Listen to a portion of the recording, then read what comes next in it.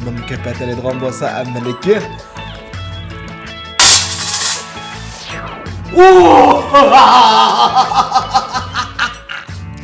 Tüttan pulni ko'paytiradigan sanbek. Bu kunlarda ko'chadan tamaki qoldig'i bilan axlatdan bo'lak narsa tepib olib boqmagan bu yigit daraxt ostidan topgan bu kasaga texi jayran. O cho'ng opamdan qolgan narsamni mushlar surib ketdi.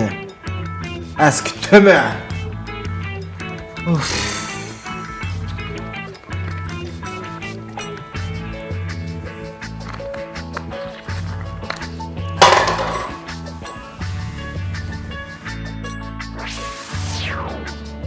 O, ma karametni ko'ring.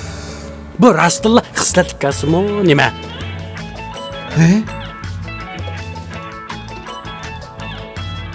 Buni sog'ana qanto'g'ishga?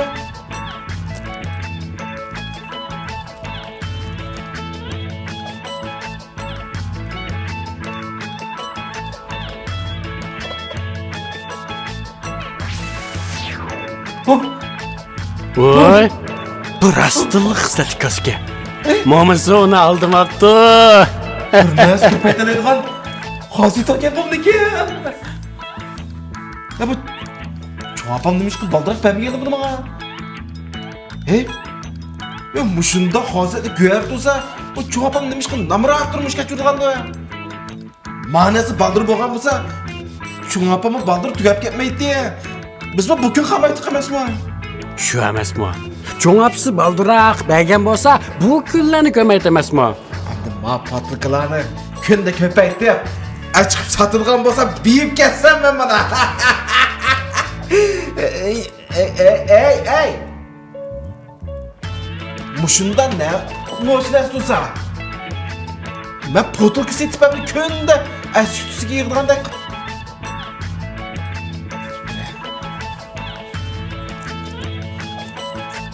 Pulni ko'paytiradigan bo'lsa, lekin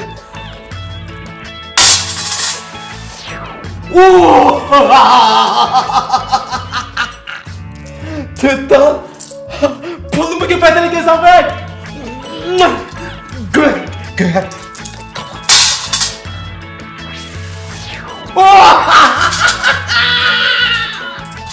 Asta, maaşni ko'ring.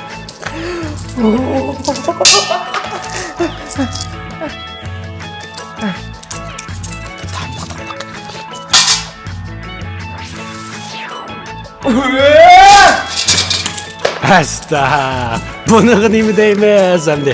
Yasinning yanchiq quruq tali to'liq deymizmi? Endi beyib ketadigan bo'ldi.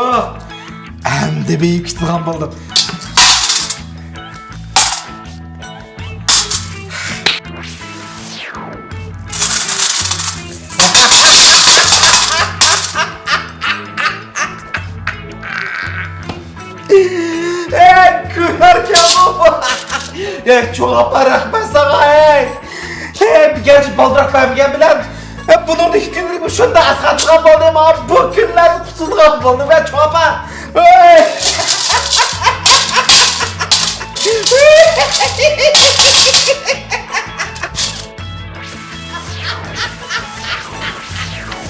Ey Yasin.